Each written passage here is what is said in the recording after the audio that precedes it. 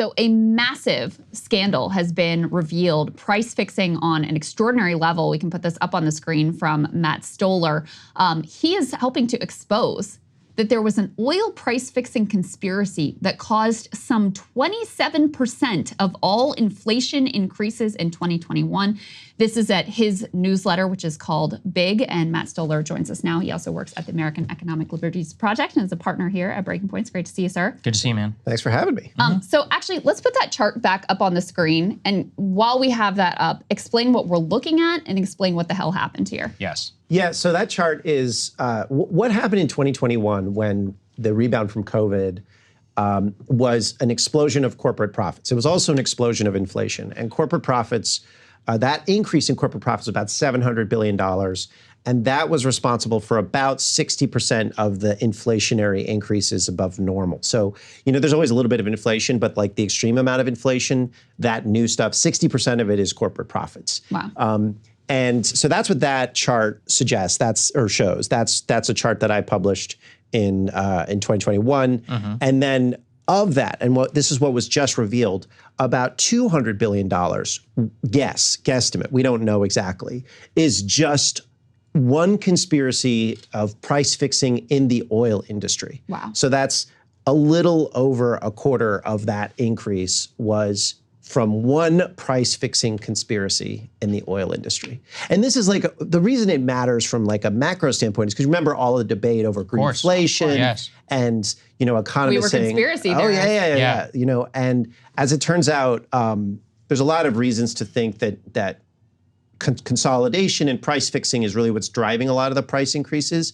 But to have just one alleged conspiracy, I should say alleged conspiracy drives so much of it is kind of overwhelming and interesting. Right, and so what you write about is that this has been released from evidence by the FTC, which was banning the pioneer CEO of being on the board of Exxon in a merger. So can you explain the evidence that was released in some of this case? Sure, so the gist of what happened is, you know, in the oil industry, you have OPEC, right, which is the Organization of Petroleum Exporting Countries. It's a global cartel run by Saudi Arabia, and they control roughly 50% of the global oil reserves and the price of oil. Well, what happened is in the US in the mid-2000s is the discovery of a new technique for getting oil, which is, you know, shale drilling, fracking.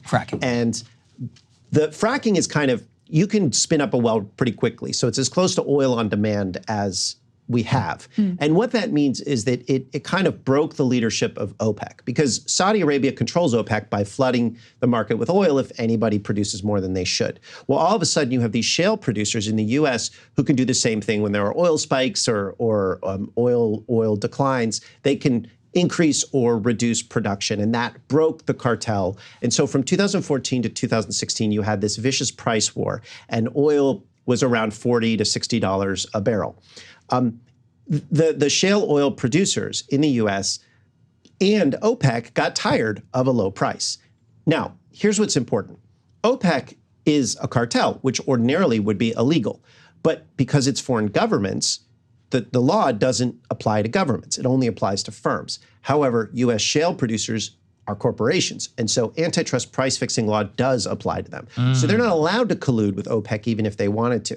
But that didn't stop them. So the theory, and this is from a class action firm, and I wrote about this a couple weeks ago, and then this is the evidence is the FTC came out with confirmed this theory, is that starting in 2017, the shale producers and OPEC started getting together at these dinners in Texas and then through multiple communications saying, you know what, we're not so different, you and I. Let's collaborate on and share information on investment, on drilling, on plans, maybe pricing, and investment, which is really the key to oil production, started going down. And you know, the price went up a little bit starting in 2017 to 2019, but it really didn't change that much.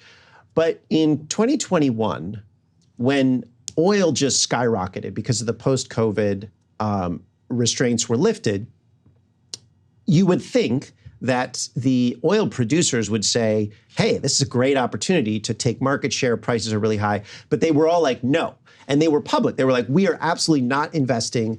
Anyone who invests, we're going to punish. And so the price skyrocketed. And you might remember there was a lot of fights, public spats between the Biden administration and the oil producers in 2021, 2022 about the price of oil. And they were like, oh, you're not letting us drill enough on public land or whatever it was. Well, as it turns out, what the FTC just released there were a bunch of these shale producers wanted to merge. And so the FTC did a lot of investigation. And that means you look through emails, you look through text messages of executives and whatnot. And what they found is that the CEO of one of the big shale producers, which is Pioneer, was sending hundreds of WhatsApp messages and emails and text messages to OPEC officials and colluding on coordinating on investment, on drilling, potentially pricing. A lot of the complaint is redacted, unfortunately, so we can't see the details. But he has public statements where he says that they're doing this. Wow. And at a certain point, he's like, I think that in about 90 days, OPEC is going to make a surprise cut. And then 87 days later, they did. Wow. Right? And so this guy's name is Scott Sheffield. Yeah. The FTC allowed the Exxon to buy Pioneer for about $60 billion. But they said Scott Sheffield can't serve on the board and can't be an advisor. And so they banned him from the industry. It's controversial, the fracking industry. They're all like, what? I can't believe somebody got punished. And there's a lot of a lot of people are very upset that there are allegations of price fixing by the frackers. But that's the story. So I have from your piece some of these text messages. You write, Pioneer Natural Resources CEO Scott Sheffield, leader in the fracking field, exchanged hundreds of text messages with OPEC representatives and officials discussing crude oil market dynamics, pricing, and output. He was explicit about his goal, saying, quote, if Texas leads the way, maybe we can get OPEC to cut production. Maybe Saudi and Russia will follow. That was our plan, he said, adding, I was using the tactics of OPEC Plus to get a bigger OPEC Plus done. He talked to shareholders, publicly threatened rivals, ultimately achieved output cuts across the industry regardless of price. And Matt, I remember some of this discourse. We talked about it some on the show about all these theories of, okay, prices are really high. Why aren't they investing? Why aren't they expanding production? What were the excuses that they were using publicly for why it made the sense for them to keep production low at this point outside of, excuses to avoid the obvious implication that they were colluding? It's kind of funny. So some of the excuses were, those environmentalists, right? They're always pesky and annoying. But in many cases, they weren't making excuses. They were just saying, we're going to pay our shareholders back. We're going to pay dividends. We're just not going to invest. Like, they weren't making excuses. It was like, it was pretty open what they were doing. Some of the quotes from the complaints that I relied on were public, right? Where he was like threatening. He was saying, we're going to go to your shareholders and punish you. And so what was really going on is that a lot of economists were saying that it's crazy to assume that there is any sort of games or price fixing going on here because there's just an increase in demand. And that's what happens in commodity markets.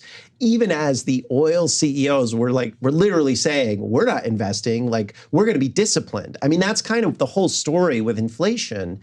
A significant percentage, I think, is just price fixing or various forms of price gouging. And CEOs are fairly explicit on investor calls about it. They're like, oh yeah, we're all going to be disciplined. We're going to raise prices. We think there's more margin that we can get. They use all these it's not that subtle, right? They don't say we're going to violate the Sherman Act Section 1, but they're not subtle about it. And it's the economists who come in and say, you're crazy if you think that those CEOs are telling the truth to their investors. It's really weird. It's like a really weird thing. I have it in front of me. I forgot that this was Scott Sheffield who said on camera that they wouldn't even shale and drill more if there was $200 a barrel. And I remember that because I was like, what? What are you talking about? This was one of the topics that came up in that Bill Maher appearance that I did. Oh, that's right. I was treated like they acted like I was insane for suggesting that this was part of what was going on. So I remember this discourse very clearly, but I mean, we shouldn't make light of it because we're talking, what was the economic impact to individuals? How much more money was coming out of their pockets, which is not just about what they're paying at the gas pump, but I mean, this has massive cascading impacts throughout the economy. Right. Oh, it's just oil. I mean, whatever. Right. It's not that important, right? It's only an inelastic product that people have to buy. That many wars have been fought over and completely determined geopolitics. Totally fine. So Scott Sheffield said that it was about $20 to $30. The frackers took $20 to $30 a barrel off the price of oil in the last 10 years. I just used that number. I said, okay, it's $20 to $30 barrel. I'm guess it's probably more during spikes, right? That's like, the dynamics or spikes matter more. But if it's $20 to $30, we consume about 7 billion barrels of oil a year. So, that's between $500, $400 to $1,000 per person per year, if direct and indirect costs. That's what you pay at the pump, plus all of the things like, it goes into potato chips. It goes into, everything gets moved on trucks and plastics and yada, yada, yada. So that's a lot of money, right? That's for a family of 4, that's between $2,000 to $4,000, right? In 2020 per year, right? And that's just a direct transfer from consumers to and consumers being businesses too, right? Yes. It's not just you and me. It's firms. Yeah, trucking, groceries. I mean, it's the input cost for everything, right? Yeah. And then I think there's also probably this dynamic where the spike in oil kind of revved up the engine, and a lot of corporations were like, oh, if they're raising prices, we can raise prices. So it probably had like a little bit of a cascading effect. Well, we can't forget about the Federal Reserve too, right? The implication for high interest rates was also done in response to some of this. So That's a great even point. Borrowing costs now are sky high, mortgages and everything, all because of a lot of this. Right, and it's an interesting dynamic with the Federal Reserve because they raised interest rates because they thought, well, prices are going up because our models tell us that people are asking for higher wages. And they don't have models that look at commodity price hikes or price fixing. They just don't have models. And so they're like, well, of course we're going to have to raise interest rates to throw lots of people out of work. And you remember Larry Summers, who said that allegations of price fixing or antitrust being a fix for inflation, he called it science denial, right? That's right. Yeah, He I remember called it science denial. And he said, to deal with inflation, we're going to have a massive recession, 5-10% unemployment, because that's the way that they think about, that's the way economists and macroeconomists, the people that run the Fed, think about the economy, because it's too difficult to consider power. And so they're just like, let's just throw a bunch of people out of work and then people won't have money and that will sort of gradually bring down prices instead of, and so that's why borrowing costs are way up. That's why the price of oil and these increases in profits and price fixing convinces the Fed to raise borrowing costs. It's insane. It's totally insane. But I mean, we're not the crazy ones. The emperor really has no clothes. Well, here's the other thing that I can't wrap my head around. This is a massive scandal. These villains were robbing literally every American. Every American. They were robbing all of us. And yet I have yet to see this covered really at all. And I don't hear the White House talking about it. I would think for them politically, this is like, look, guys, it wasn't our fault. These people were trying to take them, we were trying to tell you it wasn't our environmental regulations or whatever. Yeah, where's the DOJ? It was these assholes. So where is that? Yeah, so it's in the business press, right? And that's the thing. So Wall Street Journal wrote, FT, right? So the trade journals are all over it. So if you're in the industry, you know about it. The FTC apparently has issued a criminal referral to the DOJ, right? Because this is a crime. And but the White House, the press secretary was asked about this Exxon Pioneer deal, and she said no comment, right?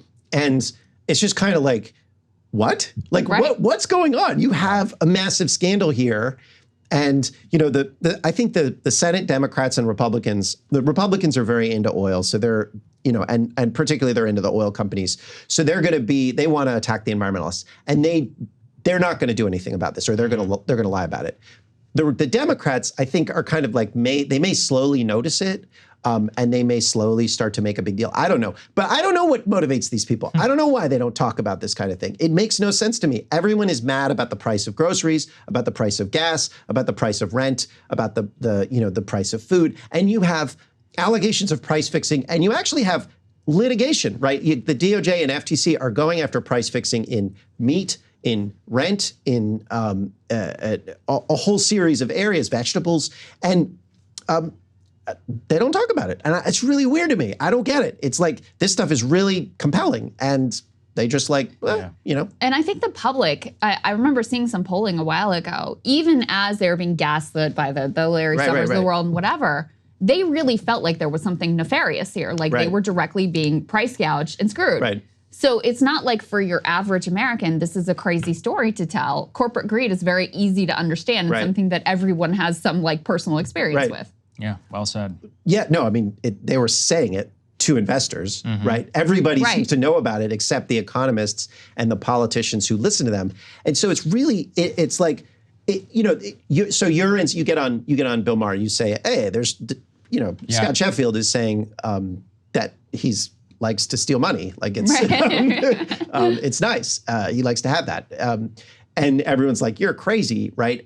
But everybody knows this is going on. Like this is not, everybody, as you noted, has experience. We all notice that people are getting richer. So like clearly things get more expensive and other people get richer. It's like, where's the money going? Yeah. Right. Gee, I can't figure it out. It's weird. Actual, people are much smarter than economists. We're running out of time here, Matt, but we just want to say thank you very much. We appreciate you, sir. Great job. And we'll have a link to the newsletter in the description. Thanks Massive scandal. Thank you for helping us understand it. Great to see you, Matt. Hey, thanks for having me. Our pleasure. See you guys later. Hey guys, if you like that video, go to breakingpoints.com, become a premium subscriber, and help us build the best independent media organization on the planet. That's right. We're subscriber funded. We're building something new. We want to replace these failing mainstream media organizations. So again, to subscribe, it's breakingpoints.com.